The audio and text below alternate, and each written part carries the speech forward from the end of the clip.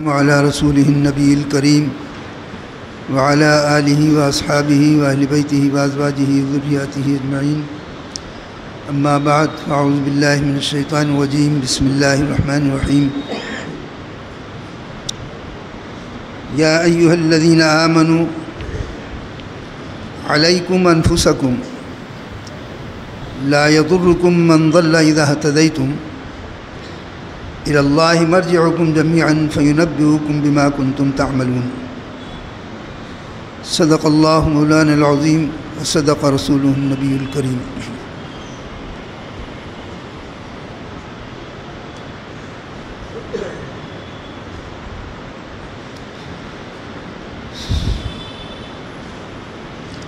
اے ایمان والو، تمہارے اوپر خود تمہاری اپنی ذمہ داری ہے. تمہارے اوپر تمہاری خود اپنی ذمہ داری ہے. تم اپنے معاملات کے خود ذمہ دار ہو. اس لیے تمہارے اوپر لازم ہے کہ تم اپنے معاملات کو درست کرو، اپنے حالات کو درست کرو. علیکم انفسکم، یہ حکم ہے خداوند تعالیٰ کا. لا یضرکم من ضل اذا اہتدیتم، جب تم ہدایت پر ہوگے، اگر تم صحیح راستے پر رہو گے تو تمہیں دوسروں کی گمراہی نقصان نہیں پہنچا پائے گی. دوسروں کی گمراہی تمہیں نقصان نہیں پہنچائے گی اور تمہارا کچھ بھی نہیں بگاڑ سکے گی. اگر تم راہ راست پر رہو گے تو تم اپنے معاملات کو خیال رکھو گے اور سیدھے طریقے پر چلو گے.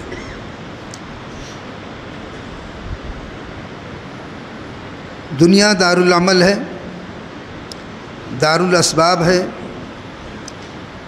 یہاں خداوند تعالیٰ نے انسان کو پیدا کیا اور پھر اس کے لیے موت رکھی. الذی خلق الموت والحیات،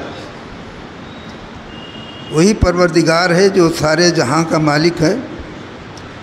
اس نے موت اور حیات کو پیدا کیا ہے،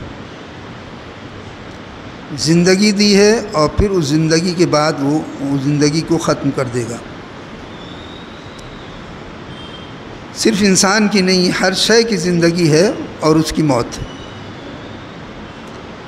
کل من علیہا فان، کوئی چیز بھی یہاں رہنے والی نہیں ہے. ہر شے کو فنا ہونا ہے، ہر شے فانی ہے. انسان ہو، جنات ہوں، کوئی بھی شے ہو، زمین سے لے کے آسمان تک سب فانی.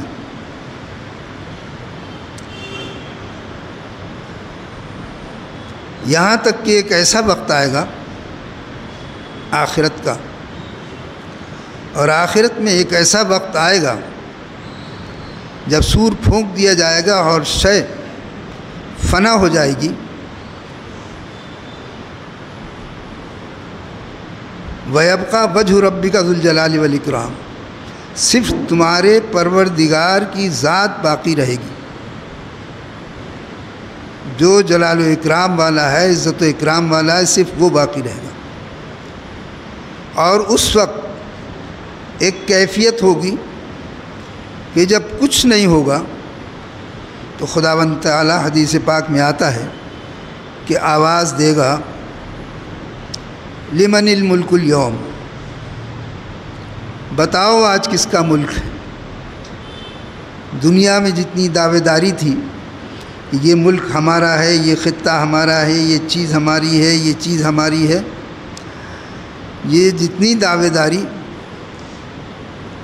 اور اس کے اندر انسان اتنا مگن ہو جاتا ہے، اتنا مگن ہو جاتا ہے کہ وہ اپنے آپ کو مالک سمجھنے لگتا ہے، جبکہ اس کو مالک نہیں بنایا گیا. اس کی ملکیت عارضی رکھی گئی، اور عارضی ملکیت اس لیے رکھی گئی کہ اگر عارضی ملکیت نہیں رکھی جائے گی تو انارکی پھیل جائے گی. عارضی ملکیت اگر نہیں رکھی جائے گی تو انارکی پھیل جائے گی. اور یہ تجربہ دنیا کے لوگوں نے کیا، دنیا کی حکومتوں نے یہ تجربہ کیا.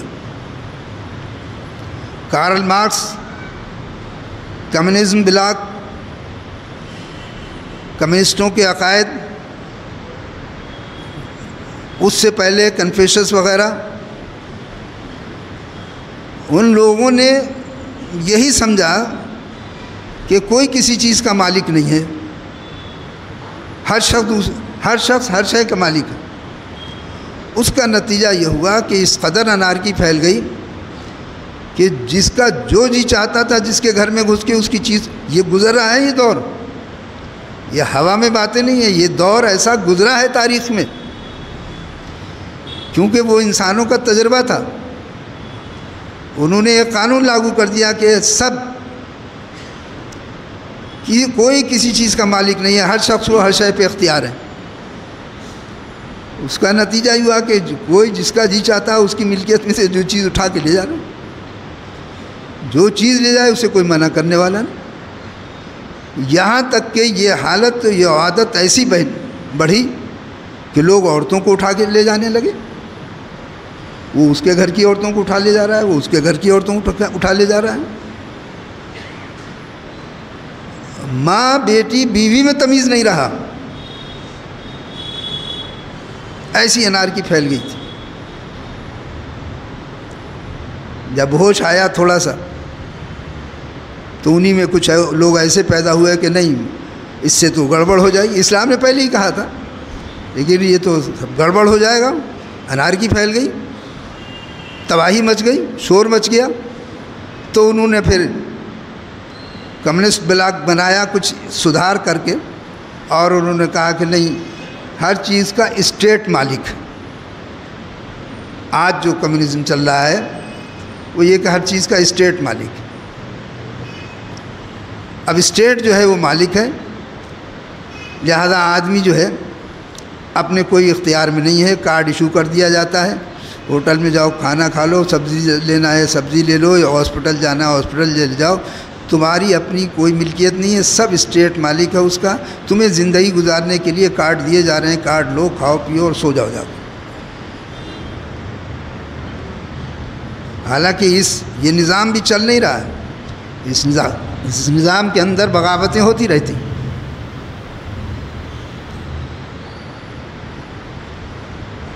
تو اس لیے خداوند تعالیٰ نے، اسلام نے شروع سے ہی یہ تو بتا دیا کہ ملکیت تو اللہ ہی کی ہے،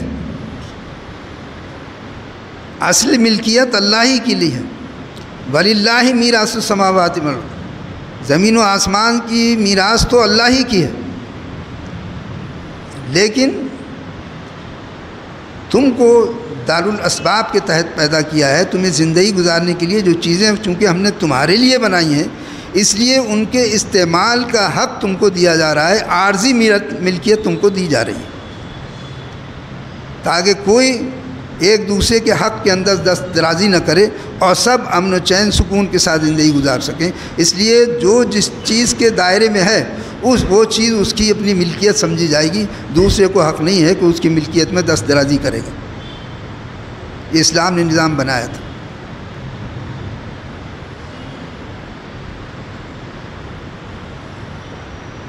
اس لیے خداوند تعالیٰ نے، چونکہ ہم کو عارضی طور پر یہ سب دیا گیا ہے،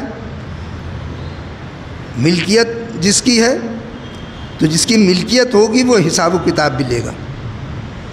اور حساب و کتاب لینے کے لیے اس نے موت اور زندگی کا فلسفہ رکھا ہے. خلق الموت والحیات، اس نے موت کو بھی پیدا کیا ہے، حیات اور زندگی کو بھی پیدا کیا، اسی نے پیدا کیا ہے. وہی زندہ کرتا ہے، وہی مارے گا. مارنے کا مقصد خامخواہ نہیں ہے کہ بھائی ٹھیک ہے تم چلتے چلتے تم کو خدا نے مار دیا.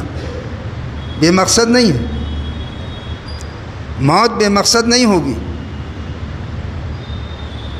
بلکہ لیبلوکم ایکم احسن عملا. تمہیں جو زندگی دی گئی ہے، جتنی حیات سے لے کے موت تک، حیات سے لے کے موت تک، پیدائش سے لے کے موت تک جتنی بھی دی گئی ہے، کسی 10 سال ہو، 12 سال ہو، 25 سال ہو، 50 سال ہو، 100 سال ہو، جتنی بھی ہو، ہزار سال تک دی گئی، جس کے لوگوں میں یہی دماغ خراب ہو گیا کہ ہم تو جس کو زیادہ طاقت دے دی چاہتی ہے وہ سمجھتا ہے کہ ہم سے زیادہ کوئی طاقتور نہیں ہے، جس پر چاہتا ہے ظلم کرنے لگتا ہے۔ فرعون کو طاقت دی بھی گئی، ملک بھی دیا گیا، تو اس نے سوچا ہم تو مریں گے ہی نہیں، اس کے وزیروں نے اور اس کے حالی موالی چڑھانے والے تو بہت ہوتے ہیں، چڑھانے والے بہت ہوتے ہیں، جن کے آس پاس، جن کو پاس اللہ تعالیٰ کوئی قوت اور طاقت دیتا ہے، انہیں چڑھانے والے بہت ہوتے ہیں۔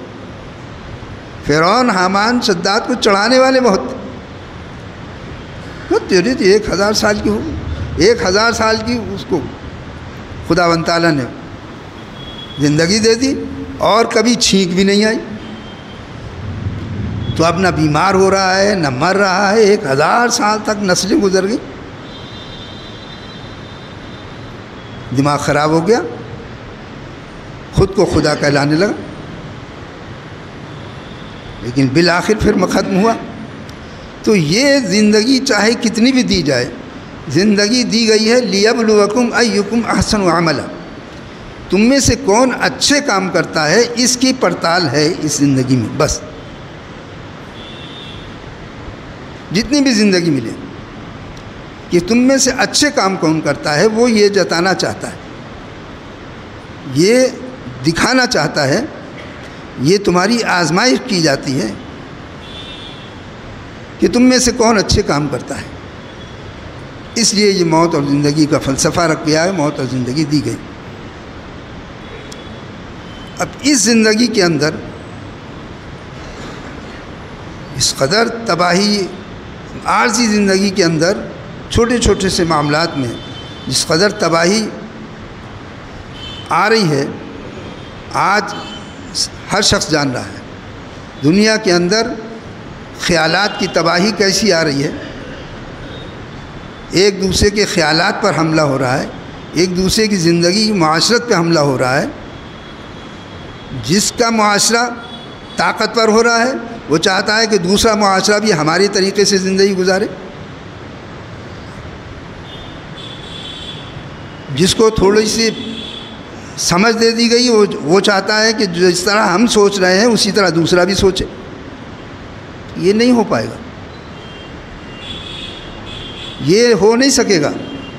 اس لیے قرآن کریم نے اس آیت مبارکہ میں فرمایا ہے کہ دیکھو، یا ایھا الذین آمنوا، اے ایمان والو، علیکم انفسکم، یہ ہر شخص کی ذمہ داری ہے، ہر فرد کی ذمہ داری ہے آج، اور یہ اتنا آسان ہے جس کو ہم نے مشکل بنا رکھا ہے۔ مشکل اس لیے بنا رکھا ہے کہ ہم ہمیشہ دوسروں کو دیکھ رہے ہیں۔ اولیاء کرام نے، نبی کریم صلی اللہ تعالی علیہ وسلم نے جو درس دیا، صحابہ کرام رضوان اللہ علیہم اجمعین نے جس پر پورے معاشرے نے عمل کیا، جو ایک سماج بنایا، تابعین نے سماج بنایا، تب تابعین نے بنایا، ان کے بعد قیامت تک اولیاء کرام اس معاشرے کو زندہ کیے ہوئے ہیں اور زندہ کرتے رہیں گے کہ علیکم انفسکم، تم پر تمہاری اپنی ذمہ داری ہے، تم اپنے آپ کو دیکھو، اپنے آپ کو سنوارو اور اپنا بچاؤ کرو، اپنے آپ کو سیدھے راستے پر رکھو، اپنے آپ کو ہدایت کے راستے پر رکھو۔ ہدایت کا راستہ واضح ہے، قرآن کریم موجود ہے، احادیث موجود ہیں، حضور اکرم صلی اللہ علیہ وسلم کا اسوہ حسنہ موجود ہے، صحابہ کرام رضوان اللہ علیہم اجمعین کا معاشرہ موجود ہے، تابعین و تبع تابعین ہیں، اولیاء کرام ہیں، صالحین ہیں، ان سب کا معاشرہ موجود ہے۔ وہ ہماری ہدایت کے لیے قیامت تک ایسے لوگ باقی رہیں گے جو ہمیں اپنی زندگی سے یہ درس دیتے رہیں گے کہ ہمیں زندگی کیسے گزارنا چاہیے۔ علیکم انفسکم، تم پر تمہاری خود اپنی ذمہ داری ہے، تم اپنی ذمہ داری کو سمجھو۔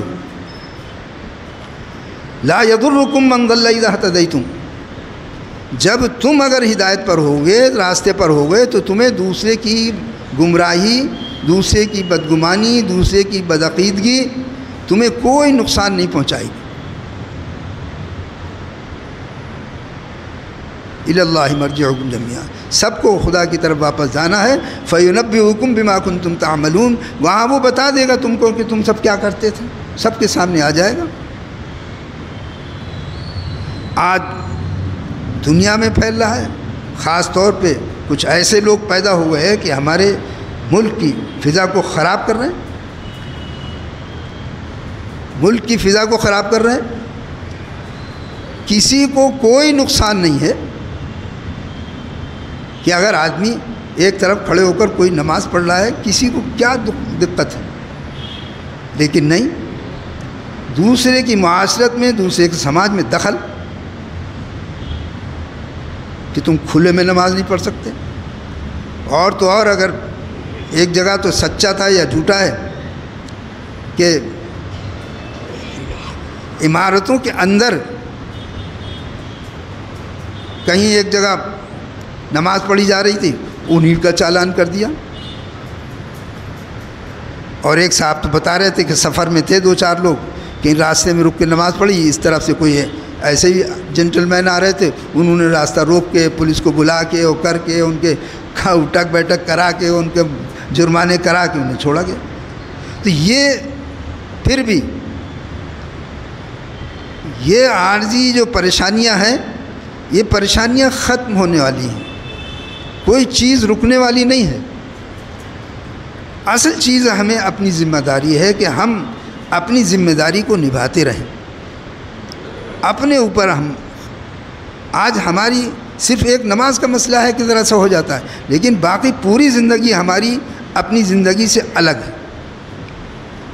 اسلامی معاشرت سے ہم نے اپنی زندگی کو الگ کر لیا، اسلامی دنیا سے ہم نے اپنے آپ کو الگ کر لیا، عمل کے میدان میں، عمل کے میدان میں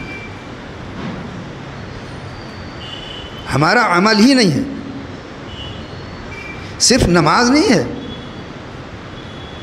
قرآن کریم میں رحمان کے بندوں کی جو پہچان بتائی گئی ہے، اقامت صلاۃ تو بعد میں فرمایا گیا، اس آیت میں سب سے پہلے فرمایا گیا کہ عباد الرحمن کون ہے؟ الذین یمشون علی الارض ہونا، رحمان کے بندے وہ ہیں جو زمین پر نرمی سے چلتے ہیں، آہستہ چلتے ہیں، غرور و تکبر نہیں کرتے ہیں، زمین کو چیرتے ہوئے نہیں چلتے ہیں، گردن کو اٹھا کے نہیں چلتے ہیں، گالوں کو پھلا کے نہیں چلتے ہیں۔ یہ الفاظ قرآن پاک کے ہیں جو آپ کو ترجمے کے تحت بتا رہا ہوں۔ زمین پر نرمی سے چلتے ہیں، عزت و وقار کے ساتھ چلتے ہیں۔ اللہ تعالیٰ نے فرمایا تم کتنا گال پھلاؤ گے، تم اپنی گردن کتنی اونچی کرو گے، جس پہاڑ کو کھود کھود کر تم اپنے مکان بنا لیتے ہو، اپنی ضرورتوں کا استعمال کرتے ہو، اس پہاڑ سے اونچے تو ہو نہیں سکتے، تم کتنی گردن اونچی کرو گے۔ تم زمین پر پیٹ پٹک پٹک کے چڑھتے ہو، تکبر اور غرور کی وجہ سے تم کیا کر لو گے؟ وہ زمین تمہارے بھاری بھاری قدموں سے پھٹنے والی نہیں ہے، جبکہ زمین ایسی ہے کہ اگر ایک دانہ ڈال دو، اس میں باریک سا دانہ ڈال دو، کچھ دن کے بعد میں اس میں کلہ پھوٹے گا اور زمین اس کو جگہ دے دیتی ہے، وہ کلہ اپنا سر باہر نکال لیتا ہے، گھاس اگ جاتی، زمین کے اندر سے نکلتا چلا آتا، زمین کا سینہ، زمین اپنے سینے کو نرم کر دیتی اور وہ باہر آ جاتا۔ تو اللہ تعالیٰ فرماتا ہے تم کیا کرو گے، کہاں تک جاؤ گے، کیسے کرو گے؟ تو صرف یہی نہیں ہے،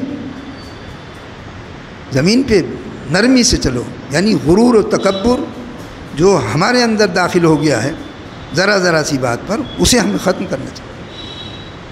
وَإِذَا خَاطَبَهُمُ الْجَاهِلُونَ قَالُوا سَلَامًا، اور جاہلوں سے زیادہ الجھنے کی ضرورت نہیں ہے، اس لیے کہ آج کا دور حقیقت میں یہ ہے، پہلے تو کچھ آدمی بحث کرتا تھا اس لیے کہ کوئی راستہ مل جائے، اب سے کچھ پہلے کا یہ معاملہ تھا، آج کا دور بہت کم ایسا آدمی ملتا ہے کہ جو بحث اس لیے کرتا ہے یا معلومات اس لیے کرتا ہے یا سوالات اس لیے کرتا ہے کہ اسے راستہ مل جائے۔ آج بحث اس لیے ہوتی ہے کہ ہماری بات مان لو، جو ہم کہہ رہے ہیں وہ صحیح ہے، آج اس لیے بحث ہو رہی ہے۔ یہ اتنے تضاد اور اتنے سب جو ہے کس لیے ہے؟ اسی لیے۔ وَإِذَا خَاطَبَهُمُ الْجَاهِلُونَ قَالُوا سَلَامًا، جب جاہلوں سے زیادہ ہو تو ان سے اکھاڑ پچھاڑ کی ضرورت نہیں ہے، انہیں سلامتی کے ساتھ گزر جاؤ بس۔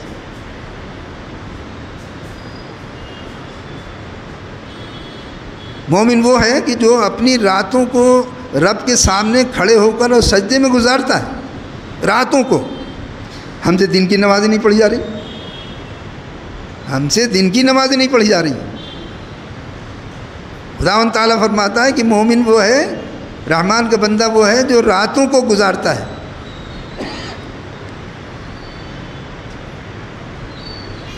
مومن بندہ وہ ہے جو اپنا پیسہ خرچ کرتا ہے اللہ کی راہ میں، فضول خرچی نہیں کرتا ہے، حرام کاموں میں پیسہ نہیں خرچ کرتا ہے، نہ حرام کام سے پیسہ لیتا ہے نہ حرام کاموں میں پیسہ دیتا ہے۔ وہ قتل و غارت گری نہیں کرتا۔ آج ہم بات بات پہ ٹائیں ٹائیں کرتے رہتے ہیں، جس کو چاہا اٹھا کے گولی مار دی، جس کو چاہا قتل کر دیا۔ تو ہم اپنے آپ کو سنواریں، یہ آج ہماری ذمہ داری ہے۔ علیکم انفسکم، تم پر خود تمہاری ذمہ داری ہے، اس ذمہ داری کو ہمیں نبھانا ہے۔ قرآن کریم سے ہم کو قریب ہونا چاہیے۔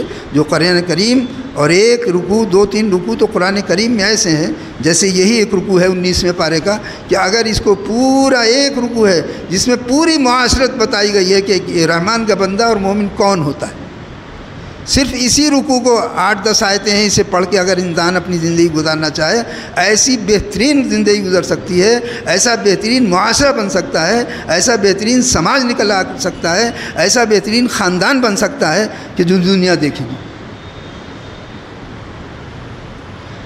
علیکم انفسکم، اے ایمان والو، تم پر تمہاری اپنی ذمہ داری ہے، اپنی ذمہ داری کو کرتے، تمہیں دوسروں کو آج جو کیا جا رہا ہے، جو راستے سے ہٹایا جا رہا ہے، کچھ نہیں ہٹ سکتے اگر تم اپنے طور پر قائم رہو اور خود اپنے آپ کو عمل کرتے رہو۔